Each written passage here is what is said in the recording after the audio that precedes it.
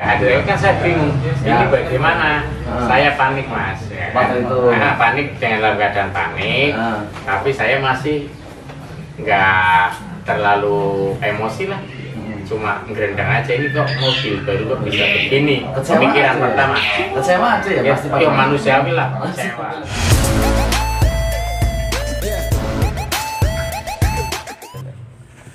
Oke, selamat siang Budi Indonesia, selamat siang untuk semua yang masih stay di channelnya Bang Aryo, di YouTube-nya Bang Aryo. Di sini kita lagi ketemu dengan Bapak Taroso, Bapak Taroso pemilik Wuling Convero DB ya Pak ya. Wuling Convero DB. Tapi di sini kita agak berbeda karena dari sebelumnya untuk pembelian mobil, kalau sekarang untuk perbincangannya adalah mengenai after sales. After sales-nya di sini karena beliau sendiri kemarin habis mengalami sesuatu yang kurang menyenangkan pada bagian Convero-nya, yang mana Convero-nya itu kemarin itu di tol, dan di tol itu posisinya ngelos giginya. Jadi kopling lebih tepatnya ya Pak ya. Koplingnya itu lepas. Makanya ini kita agak berbincang-bincang untuk semuanya. Ya, di sini ada Bapak Taroso. Kita hanya informasi aja Pak. Kemarin gimana Pak kejadian waktu itu Pak? Jadi pada waktu itu perjalanan saya membawa tamu, kebetulan saya ekspedisi dan kurir mas. Oh ekspedisi, ekspedisi dan kurir. Jadi kurir ada, saya nganter barang sama tamu. Saya tidak ada masalah sebelumnya. Bahkan cenderung tidak ada masalah. Mau itu suspensi, mau itu dari BBM-nya ataupun kilometer tidak ada masalah. Tiba-tiba dengan kecepatan, saya agak sedikit senang kalau di tol itu dengan kecepatan 125, 130. Itu dengan banyak penumpang Pak? Ya 6 penumpang. 6 penumpang. Jadi biar yang di nonton YouTube-nya Aryo juga, di sini posisinya Pak Taroso ini pemilik travel untuk di wilayah Pemalang, yang mana memang ke Jakarta itu dalam proses untuk jalan sama ya, nganter barang sama bawa penumpang lah. Saya bilang ekspedisi sama kurir. Nah, dalam keadaan itu penumpang tidak ada masalah karena untuk suspensi ataupun suara mesinnya hampir nggak terdengar mas. Hampir nggak terdengar. Itu sih bisa dibuktikan ya mas ya. Iya. Kedua terjadinya itu saat saya lari 130, saya kan nyaman mendekati pintu tol yang pembayaran. Tiba-tiba saya tuh nginjek kopling untuk memperlambat turun gigi. Oh iya, untuk gigi. Jadi dari gigi 5 ke 4 saya turunkan, tiba-tiba klok, los, hilang. Sama sekali tidak ada kopling. Tidak bisa digas, ngelos Pak ya? Ngelos, koplingnya hilang sama sekali. Mobil berarti nggak jalan Pak waktu itu Pak? Mobil jalan kencang tetap. Nah, kendalanya kan kalau mau turun gigi jadi tidak bisa karena itu klop, hilang sama sekali. Nah, sama sekali. Untung saya tidak panik. Ya. Karena pengalaman ya karena pengalaman mungkin karena karena jam terbang di transportasi saya sudah ada ya. Jadi karena itu kendala yang pertama dalam keadaan los kita kencang, itu pertama itu jangan panik, langsung kita matikan kunci kontak. Informasi kita matikan semua yang nonton. Jadi satu, kita matikan kunci kontak, kita pegang rem, klek, baru gigi bisa ngepre. Kalau keadaan mati itu gigi ngepre dia. Seret baru gigi ngepre kan jalan, rem masih fungsi, masih bagus. Oh, rem masih fungsi. Nah, dalam keadaan itu masih bisa jalan, akhirnya minggir. Akhirnya di tol itu minggir ya. Ini posisinya di tol loh ya. Jadi di tol itu kan cukup lumayan minggir juga. Tapi sebentar lagi pembayaran. Pembayaran untuk tol. Iya, nggak mungkin juga didorong gitu ya. Nggak mungkin didorong. Siap. Dalam keadaan gitu saya nggak panik, saya kontrol karena satu, saya juga baru tahu Wuling Convero itu injekan koplingnya itu nggak pakai tali kopling. Nggak pakai tali kopling. Nggak pakai tali kopling mas. Jadi ya dia udah sama oli minyak rem oli sama minyak rem yang lainnya tuh ke situ. Jadi ketika saya nyalakin handphone, saya itu nyalakan baterainya, cetik, saya nyalakan baterai. Sebentar. Saya nyalakan baterai, saya kasih lampu, saya cari ini tali koplingnya mana gitu.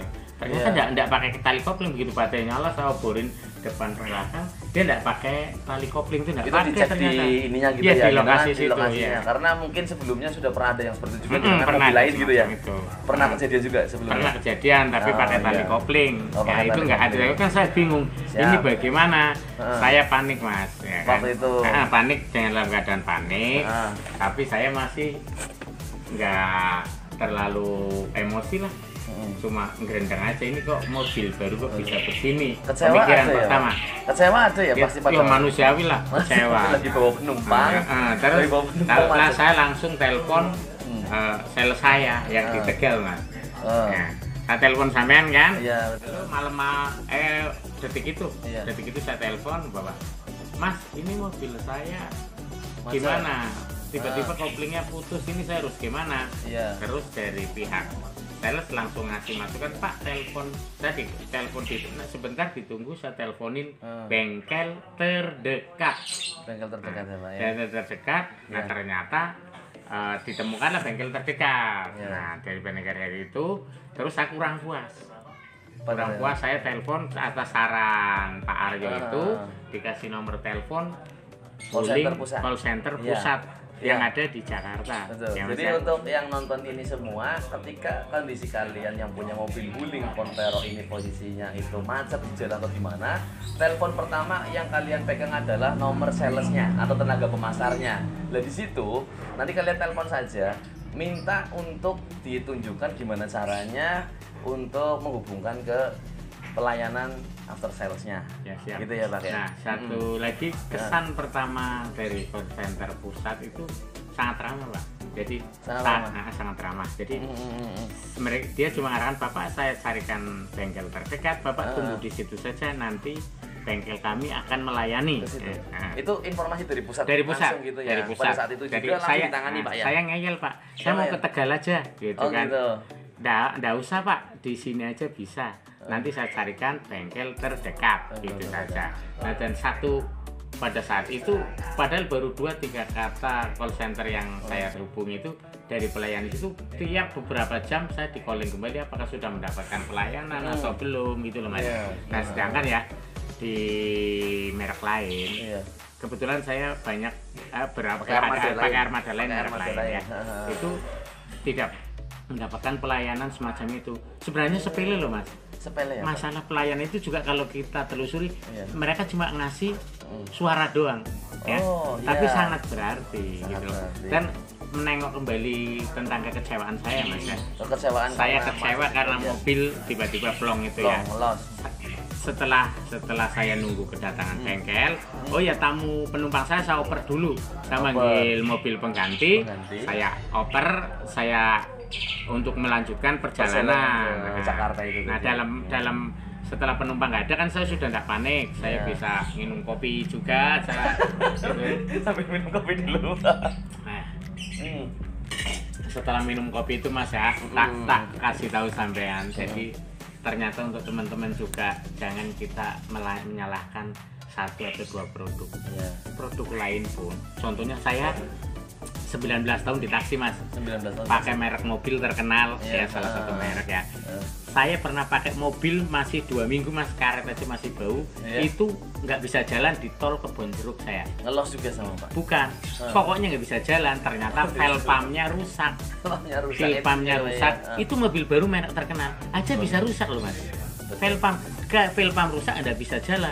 Kalau kopling ngelos masih bisa jalan. Ya. Kalau valve pumpnya nggak bisa. Kalau valve pump nggak bisa jalan, mau di charger memang harus diderek. Nah, dalam keadaan saya merenung itu, berdasarkan pengalaman jam terbang saya di transportasi, saya punya ide. Dulu kalau mobil mogok saya pakai masukin gigi 3 Mas. Klak, baru didorong, baru bisa jalan. Nah sekarang mobil di starter kan masih bisa. Betul. Ya, starter masih bisa, cuma kan nggak bisa masuk gigi. Nah, satu yang saya kasih tahu itu mobil kita